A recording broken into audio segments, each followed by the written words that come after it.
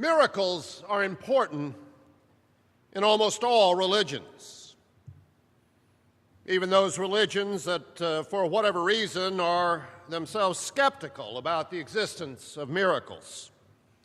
Even for them, the idea of miracles, even if it's just to reject them, that is still somehow a big deal. Most religions, though, very much affirm the existence of miracles and often point to certain miracles as a validation for their particular religious beliefs. Miracles serving as a tangible indication that their claims are true. True at least for those either who themselves have witnessed such miracles or who believe the testimony of such witnesses. For believers, miracles attest to the existence of powers that are not merely ordinary or natural. Powers, then, that are thought of as extraordinary or supernatural. Powers that are generally associated with the divine being that in most religions is the object of faith. After all, what's the point of a divine being who does not have supernatural powers? The Bible, of course, is full of miracle stories. Though interestingly enough, there really isn't a biblical word that translates exactly as our word miracle, at least not in the way that we normally use that word. Instead, the Bible uses terms like signs and wonders and mighty acts to describe those events in both the Old and New Testaments that we more often simply call miracles. Events that in some sense are out of the ordinary, or which do not occur in the natural order of things. Things that then are unnatural, as it were, though we'd probably never use that term to refer to miracles, even though, strictly speaking, we certainly could. After all, what we think of as miracles are not natural. And in that strict sense, they are then unnatural. Though the word has such an unsavory connotation for us, much like the word irregular, that we almost never use it in any positive sense. That's really what I would like for us to think about today. How fine the line often is between something out of the ordinary that we view with amazement and wonder and call supernatural, and something out of the ordinary that we view with fear and contempt and dismiss as unnatural. The Apostle Paul was a big believer in miracles, though there are really only two miracles that he ever talks about, and one of them was simply an outgrowth of the other. In fact, Paul never even mentions any of the things that Jesus did that we usually think of as miracles: his healing of the sick, or raising the dead, or feeding the 5,000, or turning water into wine. Paul never even mentions any of those. In fact, Paul never mentions anything that happened in the life of Jesus Christ prior to the Last Supper, because for Paul, the story, the miracle, is the resurrection of Jesus Christ from the dead, compared to which nothing else much matters.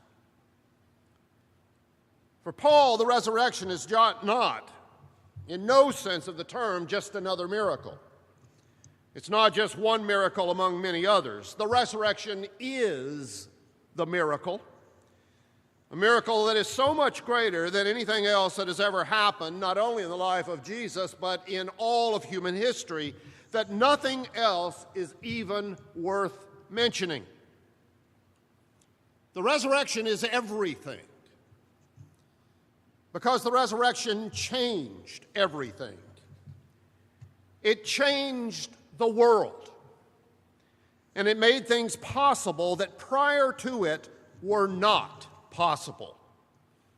things that were impossible, things that could not occur in the natural order of things. And one of the things that was made possible by the resurrection was the other miracle that Paul talks about, though again he doesn't use that word.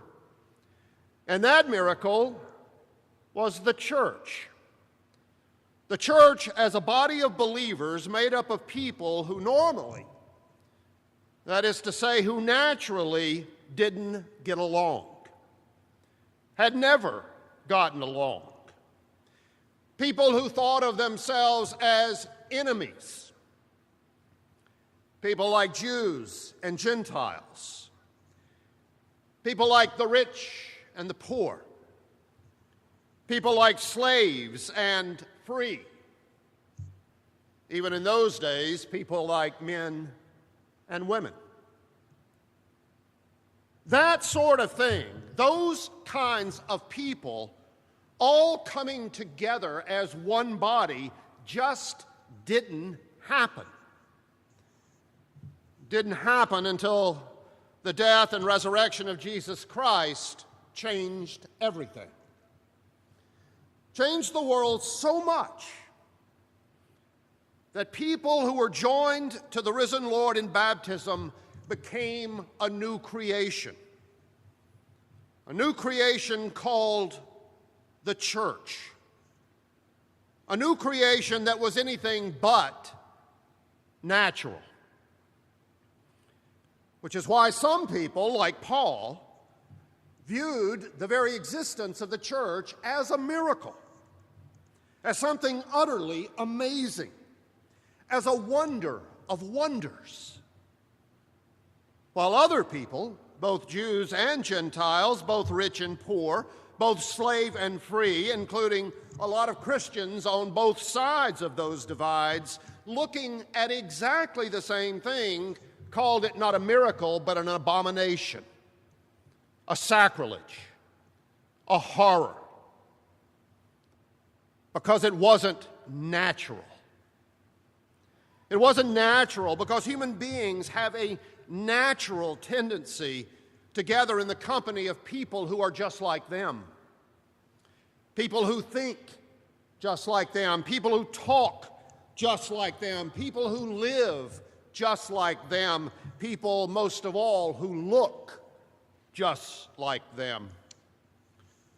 It's behavior that's deeply ingrained within us by nature. By nature, over the course of tens of thousands of years of living in a dangerous world, where suspicion of people that are not like us was always the safest bet. And those who thought otherwise were generally regarded as not just foolish, but even dangerous. Which is why the servant of God, described by Isaiah in our Old Testament lesson this morning, the servant of God, who was the very first voice in the Bible to suggest that the Lord, the creator of heaven and earth, was not just the God of Israel, but the God of all creation.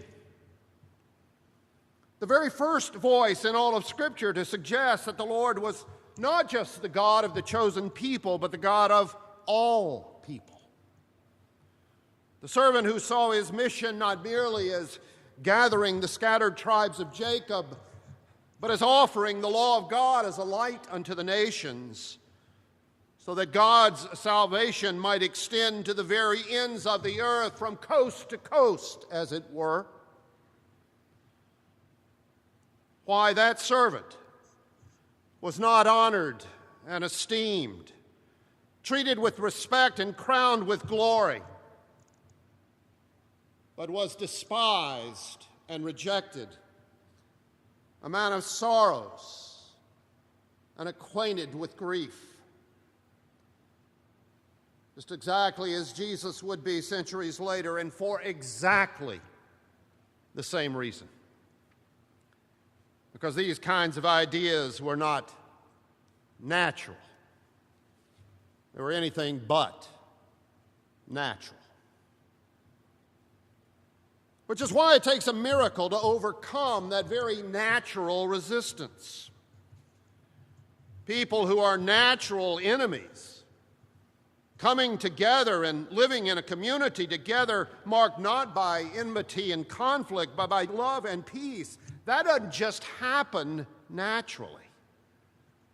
That doesn't happen on its own. That takes a miracle. And that's what John the Baptist saw in Jesus, the possibility of that miracle. He says he realized it the very day he saw the Spirit descend like a dove and remain upon Jesus. As I mentioned last week, all four of the Gospels contain those same words. The Gospel of John alters them slightly. John doesn't use the same word as the others to describe the dove alighting on Jesus. Instead, he says the dove remained on Jesus. Well, I'm afraid the word remain doesn't begin to suggest just how special this particular word was for John. You see, it's a word that John uses a great deal. And there are 3 or 4 different English words that biblical translators use to render this particular word. So when we read the Bible in English, we don't realize just how often John is using that word, and just how special that word is for John. One of the words that translators use is the word abide. And I do think that that comes closest to suggesting what it meant for John, why it was so special for John, because for him it means coming together and remaining that way. It's a term for John that means creating community. Creating community where before there was only conflict. You don't expect a dove to land on a person and just remain there, just abide there, any more than you expect Jews and Gentiles to come together and live together in community and remain there, abide. We don't expect it because for us it's not natural. And so when it happens, to some it's very, very special. But to others, it's unnatural. And it's not to be tolerated. This is, of course, the weekend that is set aside in our nation to reflect upon the life and the work of the Reverend Dr. Martin Luther King, Jr. For many of us, Dr. King, like the servant of God in Isaiah, was the very first voice to suggest that blacks and whites could live together in this country as one people and not two. Of course, he wasn't literally the very first voice ever to suggest such a possibility, but for many of us, he was the first voice that ever made itself heard. The first voice that couldn't be silenced, not even in death. We talk today about the civil rights movement, but Dr. King was about far more than simply civil rights. As important as they were and as much a lasting achievement as his accomplishments in that area, but more than just rights, Dr. King was about community. What he called the beloved community. A community that was possible if people would just come together and live together in peace and in harmony, if they would just remain together. If people would just cross those barriers that have been erected over the years to keep us apart, if they would just cross over and dismantle those barriers.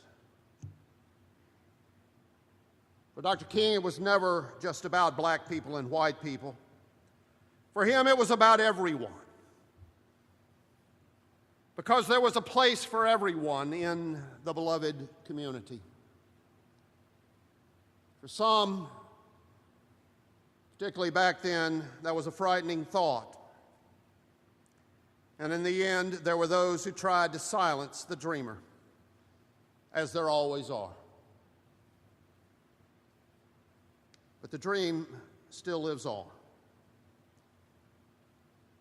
Because for others of us, that dream is more than just a dream. That dream is a miracle. Thanks be to God.